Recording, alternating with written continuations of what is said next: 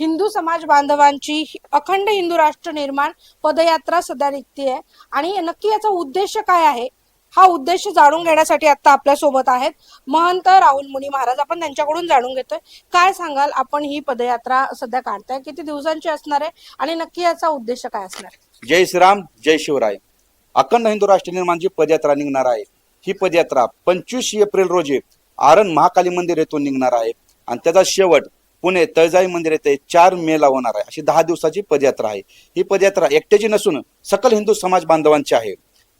तर ही पदयात्रा कशासाठी, तर हे आमच्या हिंदू धर्मावर होणारे अन्याय हे कायमचे नष्ट झाले पाहिजे. लव जिहाद म्हणजे विविध प्रकारे जे लव जिहाद असतील, विविध प्रकारे जिहाद हे कायमचे नष्ट झाले पाहिजेत आणि ते कृती करणाऱ्या लोकांना कायमची फाशीची शिक्षा किंवा जन्मठेप झाली पाहिजे. ह्याच्यासाठी जे धर्मांतरण होतंय विविध प्रकारे, विविध माध्यमातून, विविध ह्याच्यामधून जे धर्मांतरण होतंय ते धर्मांतरण कायमचं नष्ट झालं पाहिजे.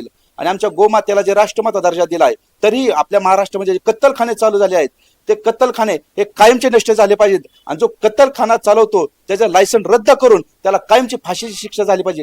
हे एक आमचं मुख्य उद्दिष्ट आहे की हिंदू धर्मामध्ये जे काही लव जिहाद, गोहत्या संदर्भामध्ये, लँड जिहाद संदर्भामध्ये, धर्मांतरणमध्ये, ह्याच्यामध्ये हिंदू समाज हा जागृत करणं. कारण हिंदू समाजामध्ये काय झालेलं आहे, हिंदुत्वाचा एखाद्यानं आवाज घेतला किंवा हिंदुत्वाचा स्टँड घेतला की तो धार्मिक तेढ निर्माण करणार आहे.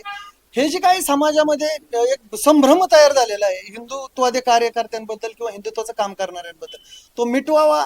आता नवीन ढोस आला, सांप्रदायिक ढोस. तर वारकरी संप्रदायामध्ये हिंसक प्रबोधन करणारे वारकरी महाराज घुसलेत. तर नास्तिक लोकांना हे पहिलं तर मी माझं म्हणणं आहे की नास्तिक लोकांना हे सांगावंच नाहीये. जे आमचा धर्म आहे आम्ही त्याच्यामध्ये प्रबोधन कराय, आम्ही धर्म वाढवाय, धर्म रक्षा करण्यासाठी आमच्यासारखे छोट्यातले छोटे हिंदुत्ववादी कार्यकर्ते त्याच्यासाठी भक्कम आहेत. आता अखंड हिंदू राष्ट्र का पदयात्रा काढायची, धर्मावरती ज्या वेळेस ग्लानी, ज्या वेळेस संकट आलं त्यावेळेस देवाला अवतार घ्यावा लागला. पण आता देव अवतार घ्यायनात. छत्रपती शिवाजी महाराजांनी, धर्मवीर संभाजी राजांनी जसं धर्माचं रक्षण केलं आणि त्यांच्यानंतर वारकरी संप्रदायाने, साधू संतांनी धर्माचं रक्षण केलं.